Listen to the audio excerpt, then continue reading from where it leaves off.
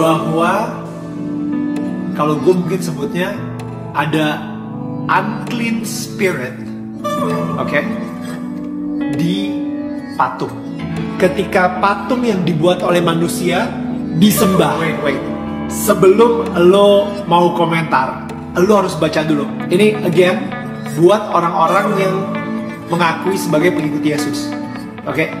Karena di salib itu ada jin kafir.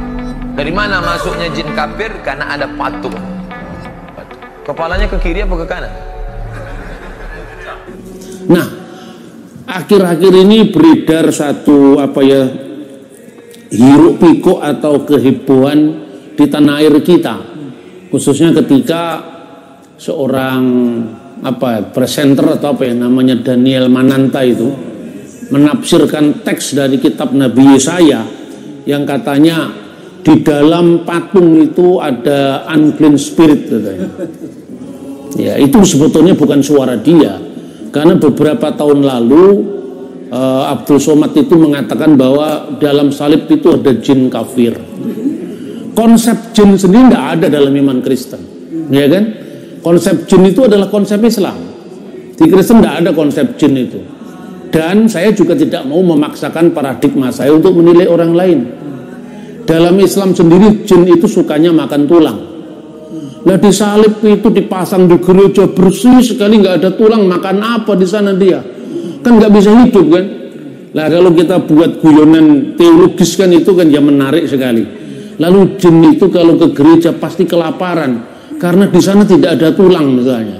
Kan salib biasanya dipasang di tempat yang paling depan, yang bersih, dan biasanya memang orang-orang Kristen itu ya relatif lebih bersih lah daripada yang suka memojokkan kita itu, iya toh?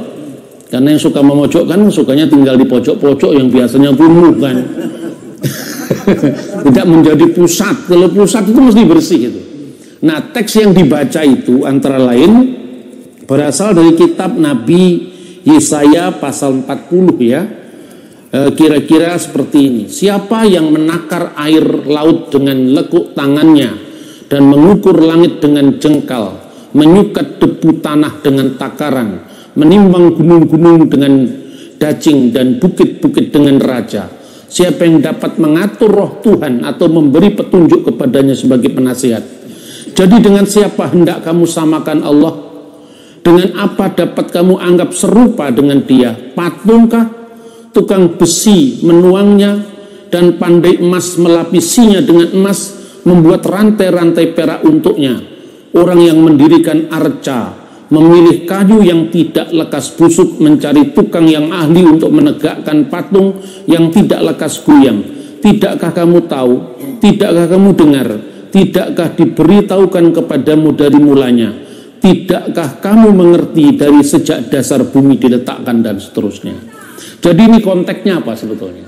Konteksnya itu adalah Israel sudah diselamatkan oleh Tuhan, yang adalah pengendali, penguasa, pantokrator semua alam semesta ini.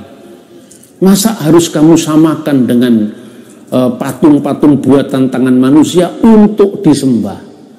Tapi kalau membuat benda seni, tidak semuanya itu harus dikatakan sembahan kan? Ya, itulah sebabnya negara kita itu rusak. Karena apa? Benda-benda seni dianggap musuhnya Tuhan. Nah Tuhan kok ya punya musuh patung itu, kok ya pangkatnya kan masa direndahkan. Tuhan itu penakut, takut dengan patung itu. Saudara-saudara, kita melihat Alkitab itu mesti dengan konteks ya. Yang pertama, apakah membuat benda-benda liturgis itu dilarang? Itu harus kita clear dulu ya. 10 perintah Tuhan itu kurang tajam seperti apa kalau dibandingkan dengan mereka yang suka salah paham dan pahamnya salah itu, ya kan? 10 perintah Tuhan itu yang namanya Asyeret Hadivarim itu diawali dengan deklarasi bahwa Tuhanlah yang telah menyelamatkan Israel dari Mesir, dari tempat perbudakan. Maka kalau dalam dasasila Yahudi atau 10 perintah Allah Yahudi itu, hukum pertama bukan jangan ada ilah lain, tidak. Hukum pertamanya itu adalah Anoki Adonai Eloheka Asher Hosetika Mi'aret Misrayim Mibet Avadim. Akulah Tuhan sembahanmu yang membawa engkau keluar dari tanah Mesir, dari tempat perbudakan. Makanya nanti kalau Bapak Ibu di Mesir atau di sini juga banyak di Holy Land ini, nanti melihat 10 perintah Tuhan dalam bahasa Ibrani, biasanya huruf yang pertama di sebelah kanan itu Anoki, itu akulah. Baru yang kedua jangan ada ilah lain, lo yihye, leha dan seterusnya.